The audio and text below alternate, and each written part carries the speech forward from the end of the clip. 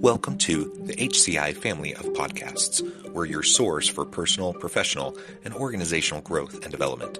We share our own original research, explore industry trends, and interview executives and thought leaders from across the globe. Join us for practitioner-oriented content around all things leadership, HR, talent management, organizational development, and change management.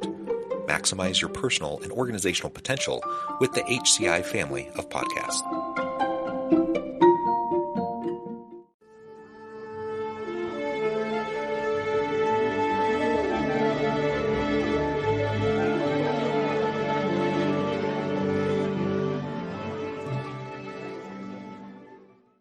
Surabhi Lal, welcome to the conversation today.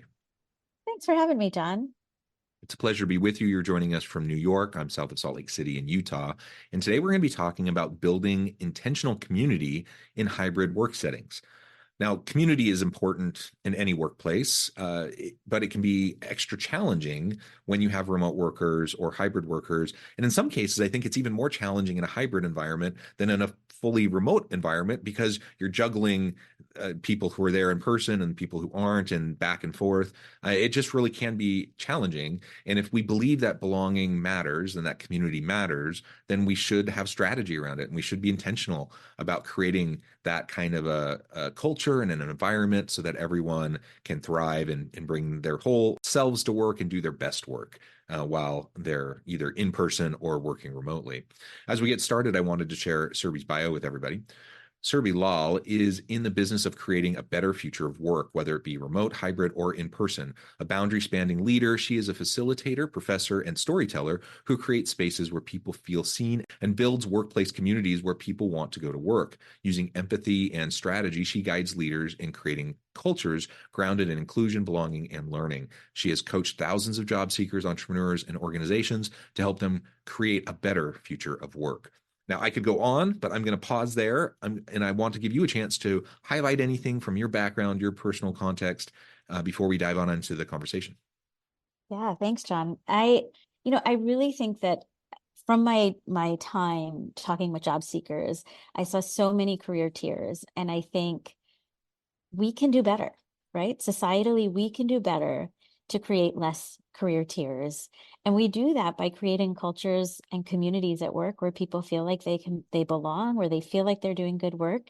And frankly, if it's not working for anyone, having really good conversations about how to let folks go. So I really take a humanistic approach to the world of work because we have come from work that is really extractive and we don't have to be in that place anymore. But it is going to take intention and it's going to take recentering how we think about work. I love that. Maybe talk for just a minute a little bit more about this idea of extractive work versus really where we should be going as in the current workplace and moving into the future of work. Yeah, sure. I mean, our current workplaces are built on decades and hundreds of years of work in the US that came a lot from enslavement. And so really thinking about humans as an input into creating an output for the people who are sitting at the top to make the most.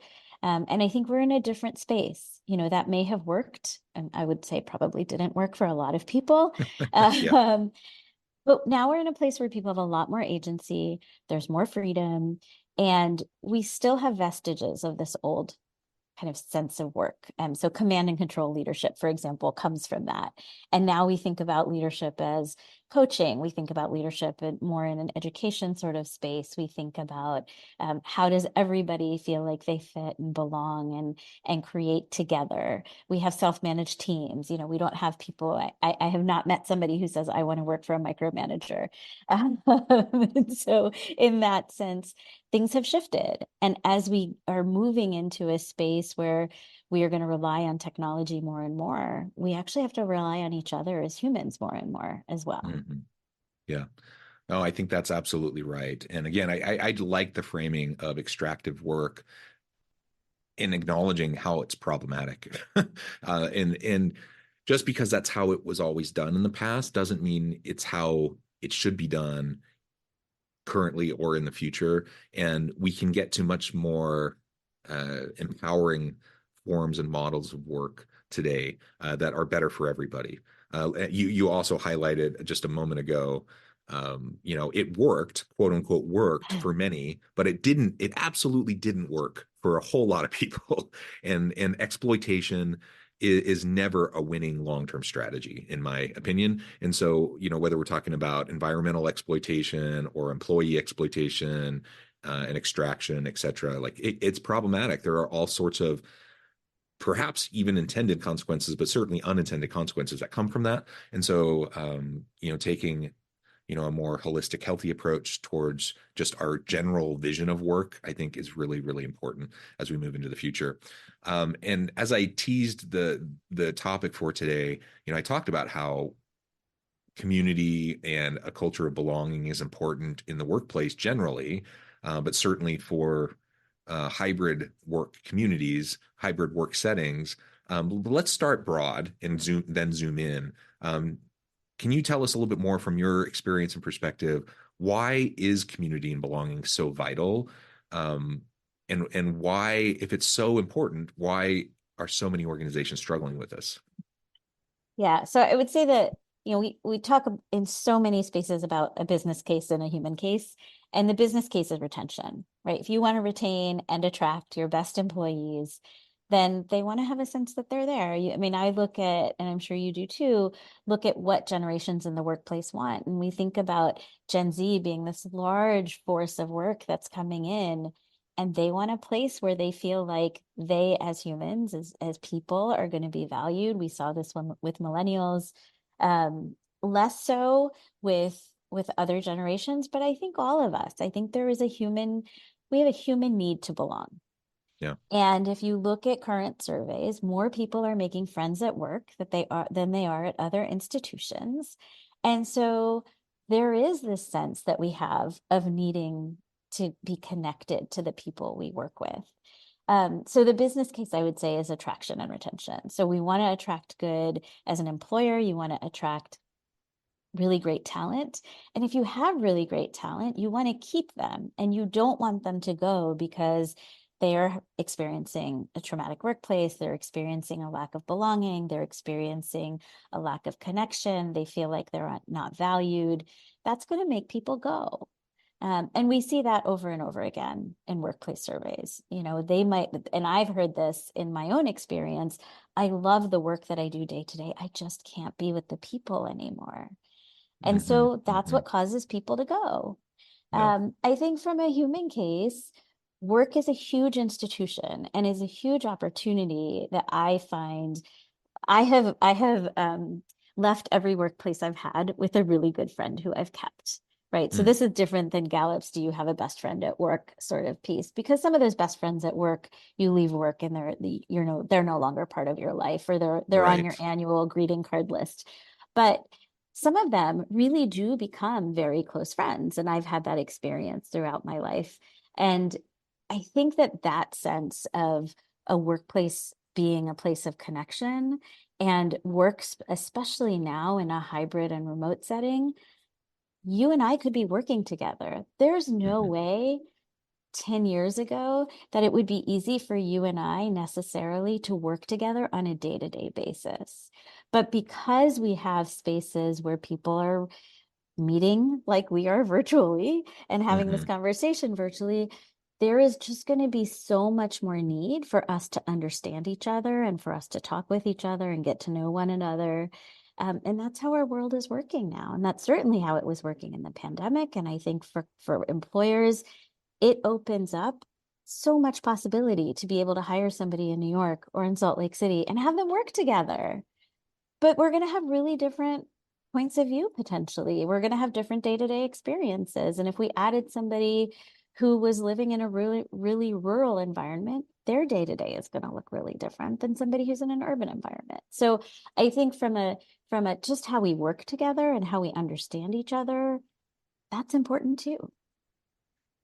Yeah, I completely agree. And I agree about the business case versus the human case that you were laying out. And another piece of the business case that I think is just really important is there's a good amount of research that demonstrates when you have a culture of belonging where people feel seen and heard and in a psychologically safe environment, you just have better collaboration, you have better, more creativity, more innovation, people are just more productive. So retention, attracting and retaining good talent 100% absolutely goes up. But people, once they're there, they do better work when That's they right. feel part of a community. They accomplish more. They do better things, and whether products, services, whatever your organization does, and from the human case, of course, we're social animals. Human beings need interaction. Even introverts need, a few close people in their friend circle to be able to thrive. And so the loneliness epidemic in society at large is a workplace problem. Like it's something that employers can't just say, oh, well, that's their personal life, they can take care of it. No, I mean, you really need to be thinking, how can we meet our workers where they're at and help them to thrive, not just in work, but in life, because the two are so enmeshed, like you can't just separate them out. That's right. That's right. And I think for so many people, so many adults, you spend more hours at work. I mean, I spend more hours at work often than I do with my family on a weekday. Sure. Yeah. And I think that's true for a lot of people. So that social need, that social connection that work provides is important, not only because we spend a lot of time there, but also because it is a huge institution as part of an adult life in the same way that schools are for younger people. Yeah. Yeah. Absolutely. So if we zoom in now and talk more about building intentional community in hybrid spaces, let's explore some of the strategies that could go into that intentionality. Again, acknowledging that we're in a different place today than we were even before the pandemic, just a few years ago. Hybrid work isn't new. Remote work isn't new. Like people have, I mean, you go decades back and there were entirely remote organizations. They weren't very common though. And so the number of people who are involved in remote or hybrid work today versus pre-pandemic, I mean, it's off the charts, right? So many people have now experienced it. They see the benefits of it. It's part of the rub, between executive leadership and back to office mandates versus people, wanting the flexibility and autonomy of more remote or hybrid work. We're not going to get into all that today, but just acknowledging and realizing the rise of hybrid and remote work and how ubiquitous it is in society today is really important. And then, what are those strategies so that we really can meet people where they're at and start to intentionally build that community? Yeah. So I think in some ways the hybrid starts with structure. Hybrid can mean so many things. And I think you were Sure. alluding to this. It might mean you can come to the office or you don't come to the office. It might mean we are going to have one day a month that everybody comes into the office. We're going to have a couple days a week and they're the same days of the week. And then you can decide, your other days of the week. So I think it starts with structure. So intentionally deciding what is it that makes sense to you? I would say that a hybrid structure where one day everybody is in the office and that day is used for collaboration, it makes no sense for that day that everyone is in the office, if you're creating a hybrid structure, for all of us to be on Zoom meetings in our office. Then, then like, why bother? Right? I Right. could do that from my home. I don't need to do that. So really thinking about those days that you have people together, co-located, whether it's an office or co-working space or wherever it is that you're bringing people together, that you're using that day for intentional connection. And that could look like lots of things. So that could look like cross team meetings. It could look like problem solving days. It could look like team building. But trying to just replicate a usual day, I don't think is going to provide value to your employees when they're thinking about coming in for that day. So I think one is what's the structure going to be? Is your Mhm. structure going to be, I want to intentionally say that there are days that we are going to have in-person days where we are co-located together that are Mhm. community days? Well, then design those days like community days. Design those days in days where we say, all right, we're going to come together. And today John's going to talk about this gnarly problem that he's facing, and the rest of us are going to be problem solvers with him, and we're going to get to know one another differently, even if we don't work on John's project, even if we don't work on John's team, that's something that we can do. So I think Yeah. starting with, yeah, go ahead. If I can just chime in on that, 100% yes.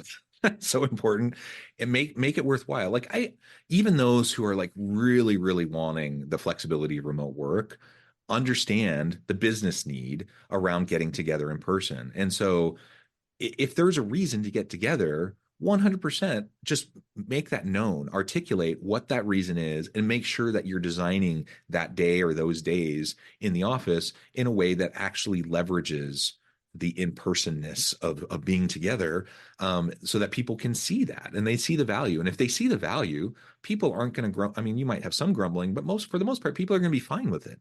And they're still going to be really happy about having more flexibility than maybe they used to. What drives people nuts and drives me nuts is when you just have these arbitrary in office kind of requirements saying, okay, you have to be here on this day, but nothing's different. And we've all experienced that. You walk around the office and you see everyone on Zoom meetings or Teams meetings or whatever. No one's actually physically interacting with each other. So what's the point? That's right. What's and the point?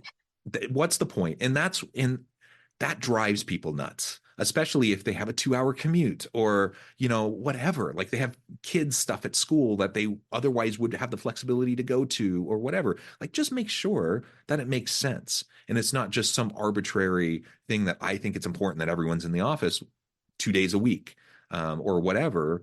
Make sure that it makes sense. And if you're trying to make sure that it makes sense to everybody, in my experience, that probably means you're not going to have one set standard for like the whole organization, especially if it's a massive organization.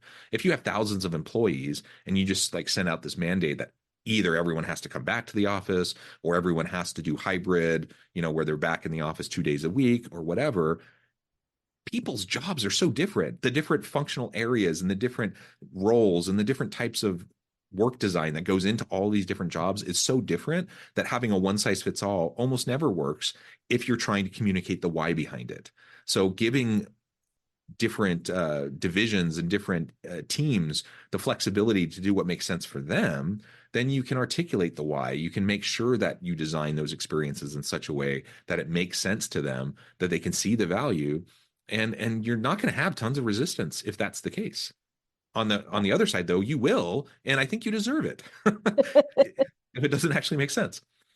Yeah, and I think too, even if you are a large organization and you want everyone to come back, are there things that you can do to say, we want everybody back on this one day, and here's how we're going to sweeten the pot a little bit. And it might be we're going to provide lunch and dinner because we want you to bump into each other. Because you don't bump into each other on Zoom. You're either invited to the meeting or you're not. You're not walking Mm-hmm. out of that meeting together. So some of those informal connections aren't going to happen. So even if you are saying we're a big organization, we want everybody to come back at a certain time, but you can create these pockets of space where people can connect, in intentional and unintentional ways. So is that, I know of an organization that provides lunch, for example, on the Yeah. first Thursday of a month. And that's a way to gently encourage people to come into the office, but with a purpose, which is we're going to provide lunch or we're going to provide breakfast so that you all can connect and socialize with one another. And that is part of community building. There's no better community building truly than eating with your colleagues and kind of taking some of the work pressure off, and just having a conversation. So I think there are lots of ways to do that. And on the flip side, I think the return to office mandate comes with this assumption that if we're all in the office, culture is magically going to be wonderful. There are Right. plenty of people who will tell you that that's not the case. And as Yeah. we were just talking about, if you're commuting in to just sit in your office and talk to no one else who's on your floor or in your team or in your organization, then you could be doing that from home. You could be doing that from a mountaintop. It doesn't really matter. But you And can I think you may be more productive on that mountaintop. I know I would much rather be like sitting at a table in a beautiful park watching the river flow by than like stuck in some drab office especially if I'm trying to do more kind of thoughtful, creative types of work, right? Yes, So, right, just I 100% agree. Just be aware of some of these dynamics, and being in person can make it potentially easier to foster the type of culture, positive culture that you might want to have, but you still have to be intentional about it. It doesn't just magically happen. I mean, culture will emerge regardless of whether you have a plan or not, but it may not that's be right. the culture you want, and it probably won't be as healthy as you want, and there'll probably be toxic elements to it. So if you're going to bring people back in, yeah, I mean, that could make sense, and it could be the best thing for the organization and for your team, but it's not just magically going to be just because you happen to be in person. And there are things that you can do when you're not together to also create that culture. And I think this is the piece that people often miss. Hmm. So I think about things like if you're using Slack or Teams or any of these types of things, how are you building community there? Are Hmm. you asking people, like share the third? I mean, these are goofy, and I think a lot of people did this when many of us were in our homes working because we had to be socially distanced. But what's the third picture on your phone? Tell me a story about it. What is something fun that you did this weekend? Let's start our meeting with a fun question, right? These are all things that work in person. And by the way, they also work when you are remote. And so you can continue to build on that culture. And one of the things for hybrid is you can build on what you've done together as a team and continue that virtually. So if we've had a day where we've connected with one another, maybe one of your challenges to folks is to say, if you had a quick conversation with somebody, take 15 minutes before our next monthly in office meeting to connect with that person um, Hmm. virtually, right? So there are these little nudges that people can do that really help create more community and connection that folks could do both in person and reinforce it when people are virtual or apart. Yeah. And also there are ways to build culture when folks are apart and Hmm. and to really drive that. So thinking about, coming into a meeting and just starting with what is everybody feeling like today? Or one of my favorite questions in October for folks is around Halloween is what is the thing that you would trade for? So like what's the candy that you would trade for, Hmm. right? It's a Hmm. totally goofy question. It works if people have gone trick-or-treating, and it does for many people create this visceral memory of sitting down and saying like I don't want, sitting down with your friend and saying I don't want this, I want this. So what's your give and what's your trade, for example. um, Goofy question, but it opens up this human piece of like, oh, I didn't know that. And then if you're the leader and paying attention, you make a list of all of everybody's favorite treat, and the next time they're in the office, maybe some of those magically appear, right? So there are all of these ways that you can really thoughtfully build connection. And food isn't the only way, but it is a good way. It's a But great there way. it's a great it's a great way. Right. I mean, I'm not sneezing at anybody who leaves me chocolate, but I do think that there are these things that you can do that get reinforced both in person and virtually. And we don't often think virtually about creating those spaces for those connections. I even think about, if you're on a Zoom of 30 people saying, we're going to spend the first 5 minutes, you're going to connect with somebody in a breakout room and you're going to answer the prompt to this question. Like, Hmm. you don't know who that person is. Maybe they're not somebody you usually talk to, but it's a way to build that connection and belonging and trust, which is what's going to help as we continue to work together. Yeah. And when you're isolated and in silos, it's hard to have that trust. So that's one of those really powerful benefits of community and creating a culture of belonging. When people get to know each other, that you fundamentally create a different environment where trust can emerge, which is essential if you're going to collaborate with people and try to do, a, deal with the really hard, complex challenges and issues that your organization may be facing. And everything that you just described, great examples, great strategies, great steps and tips for leaders to keep in mind as they're trying to do this within their hybrid teams and hybrid settings. Let's also remember, like, I think most of us did all of this just a couple years ago during the pandemic. Like, let's remember the lessons we learned when we were forced to do it. just because now we're not forced to, and we have more flexibility around whether we're in person or hybrid or remote, there's still benefits to each of those models. And we need to have an intentional strategy around what we're choosing to do and why. And then let's not forget the lessons from when we were forced to do it a particular way. No, I don't think many people, especially in the early days of the pandemic and lockdowns, I don't think many people were super thrilled about that situation. But I saw so many examples, really positive examples of leaders intentionally leading out with empathy and trying to create that sense of community within their teams. And then I don't know, like we just kind of got apathetic around that, or kind of lazy around that. We just kind of figure, it's whatever. But no, like we still have to be very intentional about it. Let's not forget those lessons. Yeah. The only last thing I'd add, because I know that we're coming close to time, is I implore leaders and people managers not to cancel their one-on-ones. I think their Right. one-on-ones is Yeah. it's a huge connection point. It's a huge lever of creating belonging and community individually, but also finding out things like, hey, do you have an idea, John, about what we might do at our next day that we're all together? Or are there ideas? And that's some leadership that you can distribute among the team and give people credit. And so that is the other piece I think goes a long way in building trust and community, is for leaders to keep their individual meetings with their direct reports. Yeah, 100% agree.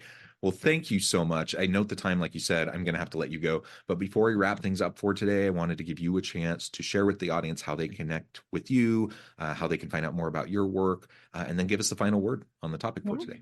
Absolutely. So I'm on LinkedIn, and then on my website, www.surabhilal.com. I hope that we can get those in the show notes. And as promised, I'm in New York, and there goes an ambulance if you can hear it.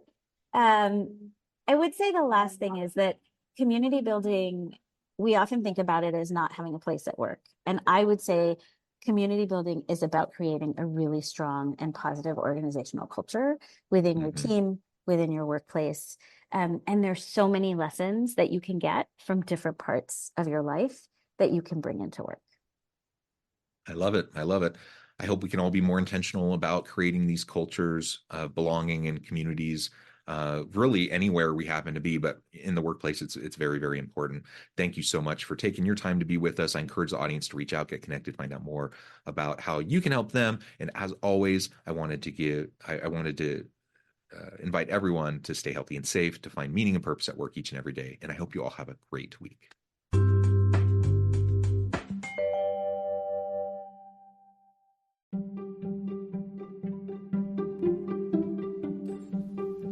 Thanks for joining us for this episode of the podcast. We hope you stay healthy and safe, and please join us again soon.